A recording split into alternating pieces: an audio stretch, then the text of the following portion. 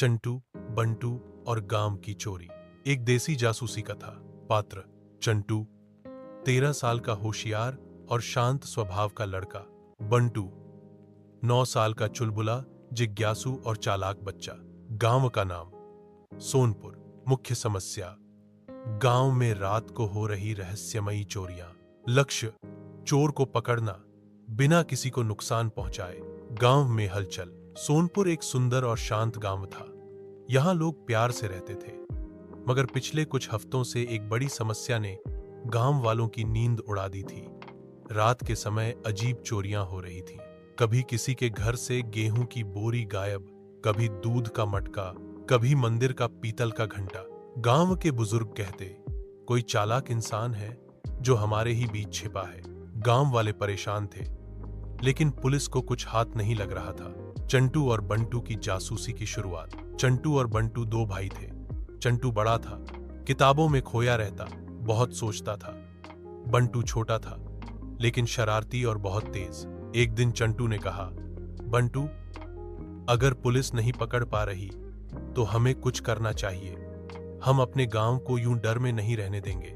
बंटू ने अपनी टोपी ठीक की और बोला, चलो भैया, हम बनेंगे देसी जासूस। आप ठर सुराग एक।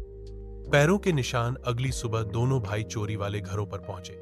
चंटू ने गौर किया कि मिट्टी पर नंगे पांव के निशान थे, लेकिन एक पैर हल्का लंगड़ाता हुआ था। बंटू बोला, मतलब चोर का एक पैर कमजोर है। चंटू ने मुस्कुराकर सिर हिलाया। दिहर खर सुराग 2। बिस्कुट का टुकड़ा। एक और घर में बंटू ने कुछ देखा, टूटे हुए बिस्कुट के टुकड़े। बंटू बोला, ये तो वही बिस्कुट है जो काका की दुकान पर ही मिलता है। चंटू ने कहा, और गांव में ऐसे बिस्कुट सिर्फ 3 लोग खाते हैं, मोहन, शंभू और हरिया। रात की योजना। अब दोनों ने एक योजना बनाई।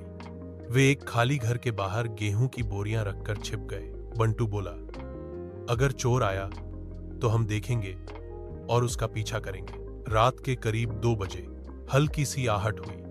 एक छाया चुपचाप बोरियों की तरफ बढ़ रही थी। वो लंगड़ा कर चल रही थी।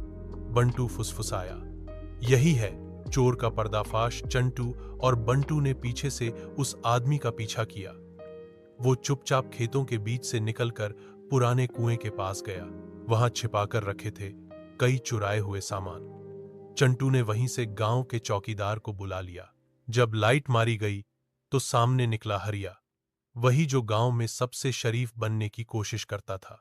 उसका एक पैर घायल था और वह अकेला रहता था। उसी का फायदा उठाकर वह चोरी करता रहा। गांव की शाबाशी।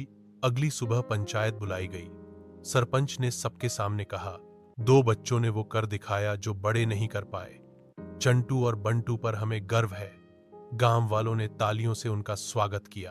दादी ने मिठाई बनाई, मम्मी ने गले लगाया और पापा बोले, तुम दोनों वाकई गांव के छोटे सिपाही हो।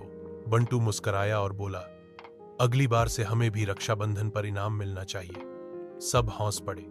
सीख, समझदारी और सूझ-बूझ उम्र की मोहताज नहीं होती।